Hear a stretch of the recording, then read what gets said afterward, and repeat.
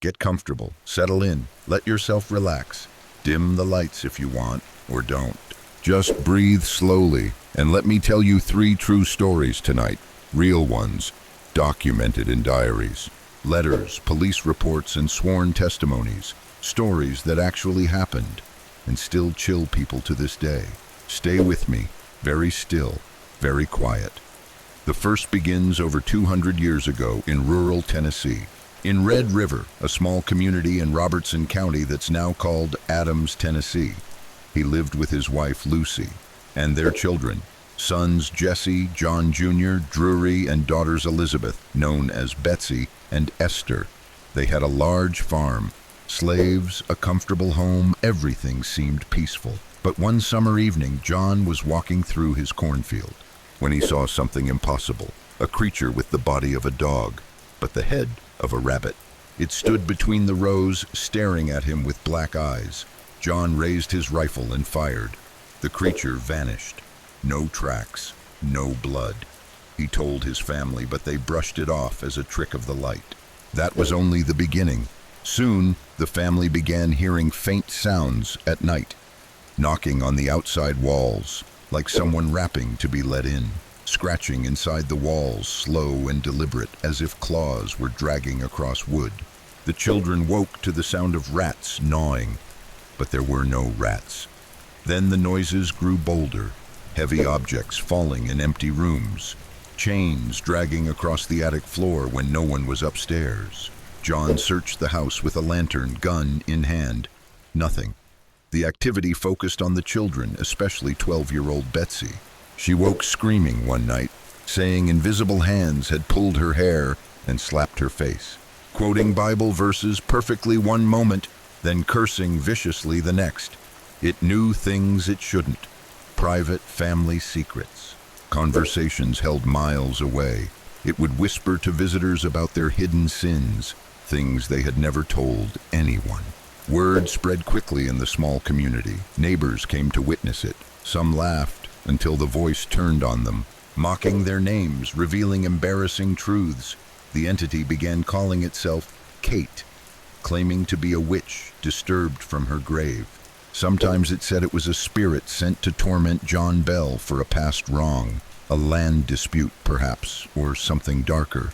His tongue swelled mysteriously. He stumbled when walking, fell into trances, heard the voice screaming inside his head. The voice made a clear promise, loud enough for the whole family to hear: I will torment John Bell until the day he dies. One of the most famous visitors was General Andrew Jackson, the future president of the United States.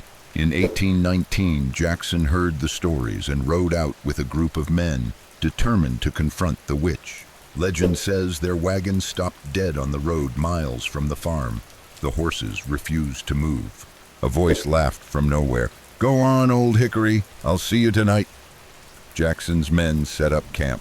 One skeptic, a big man who boasted he'd whipped the witch, suddenly screamed in pain. Invisible blows struck him. Bruises appeared instantly. The years passed. From 1817 to 1820, the activity continued relentlessly. The witch became almost part of the family, singing with Lucy, helping find lost objects sometimes, but always returning to torment. Drury Bell once challenged it to show itself. Others fled in terror when it cursed them by name. John Bell's health declined steadily. He couldn't eat. His face twitched uncontrollably. In December 1820, he fell into a coma. One morning, the family found a strange, dark bottle by his bed. He had drunk from it in delirium. Poison. On December 20th, 1820, John Bell died in agony. As his last breath left him, the voice filled the house with triumphant laughter. He's gone. I've done it. The witch hated the match, tormenting her whenever they met. Finally, Betsy broke the engagement. Only then did the entity seem satisfied. In 1821, it gathered the family one last time. It promised to return in 7 years, and again in 107 years. It said goodbye to Lucy gently, then vanished. The family eventually left the farm. Some activity was reported when they returned in 1828, but nothing like before. Records survive to this day. Richard Bell, John's son, wrote a detailed account in 1846, published later as Our Family Trouble. Diaries from witnesses, newspaper articles from the time. Even Andrew Jackson's men spoke of it years later. Being touched by unseen hands, an old woman's voice singing in the dark. Some say it was mass hysteria, some say fraud, but too many independent witnesses, too many details that match. And sometimes, on quiet Tennessee nights, when the wind moves through the fields, you can almost hear faint knocking, starting soft and growing louder. Did you like that one? Because the next story is even darker. It's the real case from 1949 that inspired The Exorcist, a 14-year-old boy, and something that entered him. It began with loss. Roland was close to his Aunt Harriet, who lived in Maryland. She had taught him to use a Ouija board. They played often. In January 1949, Harriet died suddenly. Soon after, strange things started in the family home in Cottage City, Maryland. Growling Latin phrases he had never studied. He knew impossible things, private sins of people in the room. His bed shook violently at night. He screamed in that terrible voice. The family called doctors, psychiatrists. No explanation. The first attempts at blessing failed. During one session, Roland broke free from restraints, grabbed a metal bed spring, slashed Father Hughes across the arm, where the family had relatives. In St. Louis, at Alexian Brothers Hospital, the real exorcisms began. Father William Bodern led, assisted by Father Walter Halloran and others. Over 30 rites were performed, from March to April 1949. The boy's bed levitated, shook so hard it nearly broke. He spat with impossible distance and accuracy. Metal objects flew across the room. His body contorted unnaturally, twisting in ways doctors said were impossible without breaking bones. The voice roared blasphemies, mocked the priests, threatened their lives. It knew their secrets, sins from years past. One night, words appeared on his chest. Exit. The priests redoubled efforts. On Easter Monday, April 18, 1949, in brilliant light, casting the evil away with a flaming sword, the room shook one final time, then peace. Roland returned to normal. He grew up, became an engineer for NASA, helped with the Apollo missions, lived a quiet life, never spoke publicly about it. The priests kept detailed diaries, over 30 pages of notes. Nurses witnessed levitation. Doctors saw the marks appear. Skeptics say hoax or mental illness. But too many independent witnesses, too many matching details. The Catholic Church investigated, approved the exorcism, and sometimes, when you read the diaries, the exact words the voice used, you feel something cold in the room. Did you like that one? Because the last story is the most recent, and perhaps the most unsettling of all. It happened in 2013 in downtown Los Angeles, at the Cecil Hotel. A young woman named Elisa Lam, and a mystery that still hasn't been fully solved. Elisa was 21, a Canadian student from Vancouver. She had bipolar disorder, took medication.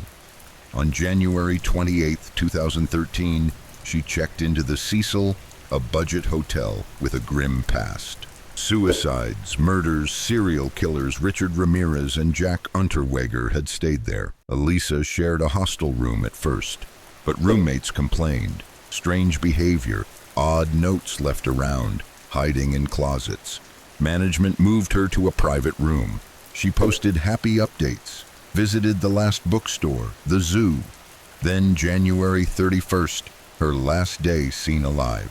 Security camera footage from the hotel elevator, released later by LAPD.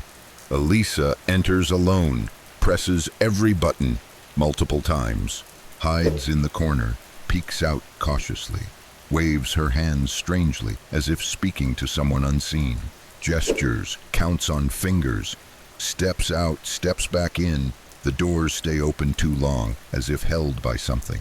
Then she walks away down the hall, oddly. Her movements, slow, deliberate, almost playful, but frightened. No one else visible. She was reported missing days later. Police searched the hotel, dogs, helicopters, nothing. Her Tumblr continued updating scheduled posts. Guests complained about the water, dark color, strange taste, low pressure. On February 19th, maintenance worker Santiago Lopez climbed to the rooftop water tanks. One tank, lid slightly ajar. Inside, floating naked, was Elisa, decomposed after 19 days in water. Her clothes neatly folded on the edge, the same from the video. How did she get there? The rooftop door alarmed. Locked from inside, ladder 20 feet high. No way to reach without help. No footprints on wet roof. No signs of struggle. Autopsy. Accidental drowning. No drugs, no alcohol, no trauma. But traces of her medications, inconsistent levels. Coroner noted bipolar, possible manic or psychotic episode. The elevator behavior consistent with hallucination, but questions remain. How did she climb the ladder alone? Remove clothes, close the heavy lid from inside.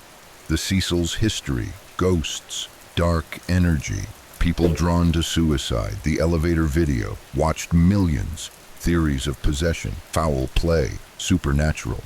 Today, the building is luxury apartments. Residents report odd things, doors opening, water issues, footsteps. Police closed the case, accidental, but the footage, the unanswered details, they linger. And sometimes, watching that elevator video late at night, you wonder what she was hiding from. Thank you for listening. Sleep well, if you can.